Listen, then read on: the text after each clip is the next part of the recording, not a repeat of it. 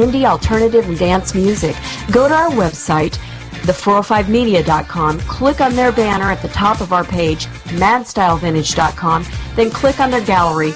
It may be 2014, but you can add some 1950s and 60s cool-to-your decor with a little help from your friends at Mad Style Vintage. Brother and sister Tyler and Kendra bring you the eclectic pieces you want to add that perfect mid-century vibe to your home. They have everything from shoes to the coolest of cool furniture. Go to the405media.com, click on the madstylevintage.com banner, and shop away. And, of course, if you happen to be in West Texas, Mad Style Vintage is located at 9 West Beauregard Avenue, San Angelo, Texas. Look them up and be sure and tell them Tami sent you. You're on the 405. Thank you for shopping Amazon.com. When you do, that makes you a sponsor of the 405 Media. Click on the Amazon banner on top of our homepage. Then shop. Simple. It costs you nothing. When you think Amazon, click one more time on the 405media.com, then on the Amazon banner. Thank Hello, you. Amy. Hi, Bruce. Kurt Schlichter, welcome to the Wrap. Hey, you guys, I'm already irritated. It's stupid liberals. All right, so I imagine you liked Kathleen Sebelius' testimony today. So win, lose, or draw for America, quizzing Kathleen Sebelius with horrible congressmen with bad questions. An institution with so many damn lawyers, they don't have anyone to ask a question worth a damn. How do they get away with this? As my article will say, I should have Hope and Change tattooed across my ass. I see what you're saying, because it would be nice if the GOP took an aggressive stance on the electoral map instead of just hoping to retain. And I hate to say it, but, Christie may be that guy. I think Ronan Farrow is the one that the rumor is he's really Frank Sinatra's son, right? I'm trying to figure out how somebody who doesn't know who the father of her fucking kid is lecturing me on my freaking moral thing. The Wrap with Amy Otto and Bruce Carroll. Wednesdays, 10 p.m. Eastern, 7 Pacific on the 405media.com. You're on the 405. Game right. Black Friday would only be equivalent to healthcare.gov if it was mandated and if you did not know the prices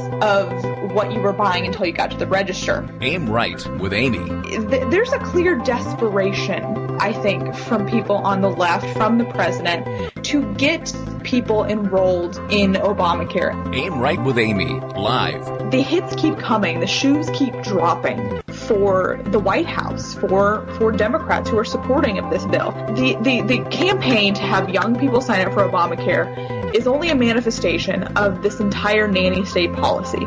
Aim right with Amy, live, Tuesday nights, 9 Eastern, 6 Pacific, only on the 405media.com. Obamacare is definitely going down a death spiral. I know I've used that phrase before, but it's heading there. Now, whether or not we get to a point where it's going to be repealed, I think that's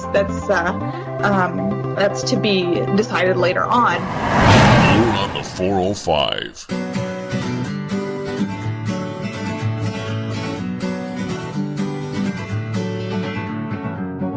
Feeling my way through the darkness, guided by a beating heart. The Talk Alternative is the 405media.com. Just getting started here with the Tami Jackson Show. Couple of quick programming notes. Number one, we have an interview with the Ted Cruz poster artist, Sabo, and you will hear that right after the Tami Jackson Show. And after that, you'll hear the other Tami Jackson Show, the commercial-free rewind from KYKN, Salem, Oregon. So you folks on the East Coast will be up all night. It's good for you. Anyway, Chris Cheng is our guest. Let's send it back to Tami Jackson. Oh, thanks, John. Oh, poor people that are going to be so sick of my voice. It's everywhere they turn. I am back with Top Shot and author Chris Cheng. Chris, you've done such a variety of things in your relatively young life. I was interested to note that you were in the 2013 movie Assaulted Civil Rights Under Fire. How did that happen? Yeah, it was funny about, sort of let me back up a second.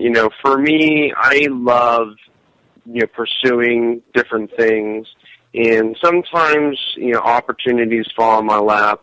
Other times I have to go out and get it. And I'm a true believer that, if you really want something, that you got to do whatever it takes to make it happen. And so the latter is sort of what happened here with Assaulted, where, I follow firearms news and industry news, and I saw this Kickstarter campaign. For listeners who aren't familiar with Kickstarter, it's a crowdsourcing website where, let's say you want to, create a physical product or film a documentary, you can raise funds from random strangers all around the world who donate anywhere between, $5, $10, $100, $500, $1,500 for different things. And so Assaulted, the documentary, was trying to raise, I think at the time it was like $50,000. And I read what the documentary was going to be about. And I was really inspired because it was taking a look at the Second Amendment from a civil rights perspective, which, if you remember in 2012 and 2013, a lot of the firearms conversation was really revolving around assault weapons, magazine capacity, right. And there's more to the Second Amendment than just those two elements. And so the civil rights element was something that I wasn't super familiar with, and I wanted to learn more, and so I contacted the director, Chris Koenig, via this Kickstarter campaign, and I told him, I saw he was out of Chico, California, and Chico is 3 hours north of me in San Francisco. Right. And I emailed Chris, and I was like, hey, if you're looking if you could use me for your documentary, I'm happy to just donate my time, because I think this is such a worthwhile effort and such a compelling story. And he got back to me right away, and we scheduled the time to go film, and the rest is history. Wow. Well, we happen to have the audio, the trailer for the movie, and it's not too long. It's only 2 minutes and 19 seconds. We'll play this, and when we come back, there might be time for a call or so, and then we'll take more calls after the half hour. But let's listen to Assaulted, Civil Rights Under Fire. There has been a shooting at a school in Newtown. At least 27 dead and counting, many of them children. This is the straw that broke the camel's back. As a country, we have been through this too many times. If we got rid of these, isn't it just possible that we could reduce the carnage in a situation like Newtown? I don't believe that's going to make one difference. The Second Amendment is so simple. Keep and bear arms means they're mine, you can't have them, and I've got some on me right now, and they're loaded. This is about prohibiting the kind of weapons that murdered those poor children at Sandy Hook. That's what it's to put this assault weapons ban back on the agenda. Right.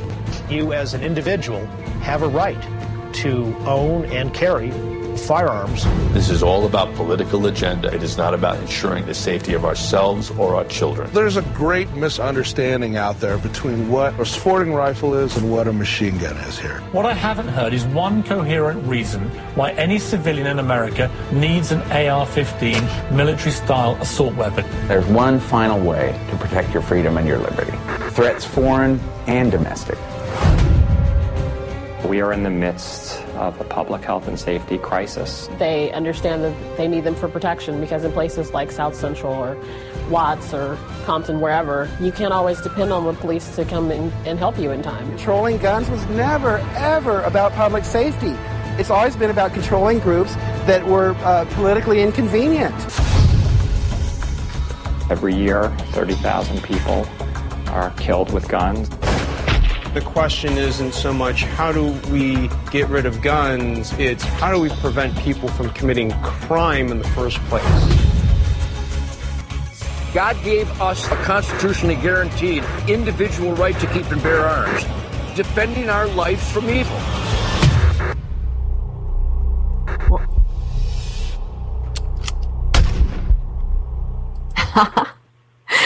Oh, I would invite people to find the trailer if you want to see the trailer and you can see Chris in it. I saw you several times in there, Chris. Assaulted, Civil Rights Under Fire. If you Google that, you will find the theatrical trailer. And actually now I want to watch the whole thing. So how much fun was it shooting that film?